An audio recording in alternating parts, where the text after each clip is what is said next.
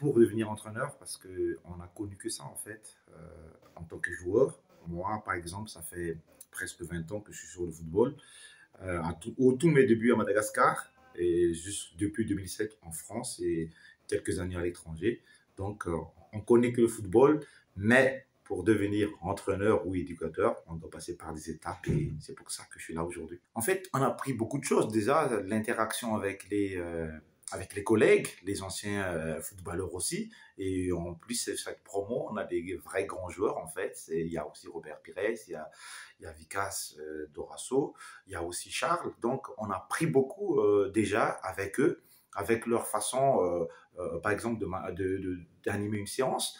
Et déjà, c'est l'échange, en fait, c'est très, très important. Et surtout, on a découvert les outils, en fait, que les formateurs nous donnent.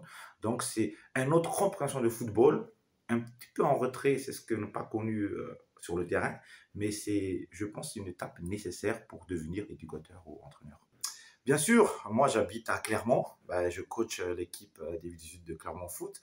J'ai décidé de venir ici parce que déjà le fait d'avoir cette expérience-là, parce que la seule région qui regroupe en fait les anciens footballeurs, de faire une promotion entre guillemets pas exceptionnelle, mais une promotion, une autre promotion. Donc c'est pour ça que je suis venu en Île-de-France pour avoir cette connexion-là, parce que la plupart de nous en fait, on n'a jamais coaché ou peu coaché ou peu d'expérience. Donc, cette richesse-là, en fait, que je venais découvrir en Ile-de-France, d'avoir cette connexion et surtout les réseaux avec des anciens joueurs.